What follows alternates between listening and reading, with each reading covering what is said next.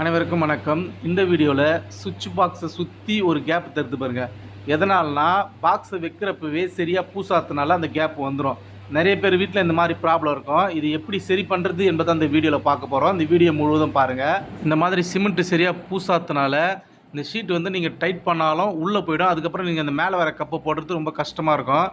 அதே போல் வந்து உள்ளே வந்து சிமெண்ட்டு பேக் பண்ணிட்டு நீங்கள் மறுபடியும் மாட்டினாலும் அது வந்து கரெக்டாக வந்து ஃபிக்ஸ் ஆகாது. இந்த மாதிரி இடத்துல நீங்கள் என்ன பண்ணுறீங்கன்னா, இந்த மாதிரி சின்ன ஷீட்டை கழட்டி எடுத்துகிட்டு இங்கே பாருங்கள், பெருசாக இருக்குது போலுங்க, இந்த மாதிரி ஷீட்டை நீங்கள் போட்டுங்க. இது வந்து நீங்கள் வுட்டு பாக்ஸ்லேயே மாட்டிக்கலாம், மெட்டல் பாக்ஸ் இரும்பு பாக்ஸ்லேயே நீங்கள் மாட்டிக்கலாம் அந்த ஷீட்டை.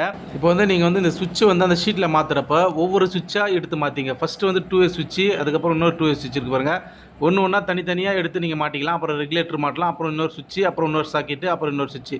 தனித்தனியாக எடுத்து மாட்டுறதுக்கு உங்களுக்கு ஈஸியாக இருக்கும். மொத்தமாக கழட்டுறாதீங்க, அது ரொம்ப கஷ்டமாக இருக்கும். தனித்தனியாக எடுத்து மாட்டினீங்கன்னா ரொம்ப ஈஸியாகவே இருக்கும், சிம்பிளாக மாட்டிடலாம். கரண்ட்டை ஆஃப் பண்ணிவிட்டு மாட்டுங்க. இந்த இடத்துல பாருங்கள், ஷீட்டு பாருங்கள் எவ்வளோ, அது வந்து எவ்வளோ சின்னதாக இருந்துச்சு, இது வந்து எவ்வளோ பெருசாக இருக்குது பாருங்கள். நீங்கள் வந்து இது வந்து வுட்டு பாக்ஸ்லேயும் மெட்டல் பாக்ஸ்லேயும் மாட்டிக்கலாம். இப்போ அந்த ஷீட் வச்சு பார்க்குறேன் பாருங்கள், இது வந்து எவ்வளோ சின்னதாக இருக்குது பாருங்கள். இது வந்து ஷீட்டுடைய தப்பு கிடையாது, பாக்ஸ் பூசது வந்து சரியில்லை. இது வந்து ரொம்ப பேர் வீட்டில் வந்து இருக்கும். அது என்ன பண்ணுவாங்கன்னா ஸ்க்ரூ போட்டு டைட் பண்ணி அப்படியே வச்சுட்டு இருப்பாங்க, அப்படியே யூஸ் பண்ணுவாங்க. அதுபோல் வந்து நீங்கள் வந்து யூஸ் பண்ணாமல் லூஸாகவே இருக்கும், ஆடிட்டே இருக்கும். அதுபோல் நீங்கள் வந்து யூஸ் பண்ணாமல் இது மாதிரி ஷீட்டை நீங்கள் மாற்றிட்டீங்கன்னா ஃபுல்லாக வந்து டைட் ஆகிடும், க்ரிப் ஆகிடும். ஷீட் வந்து அவ்வளோ சீட்டில் ஆடாது, பார்க்குறதுக்கும் ரொம்ப நல்லாயிருக்கும். இந்த வீடியோ பிடிச்சிருந்தால் மறக்காமல் சேனல் சப்ஸ்கிரைப் பண்ணுங்கள், லைக் பண்ணுங்கள், ஷேர் பண்ணுங்கள். இந்த வீடியோ இவ்வளோ நேரம் நீங்கள் ரொம்ப பார்த்ததுக்கு ரொம்ப நன்றிங்க.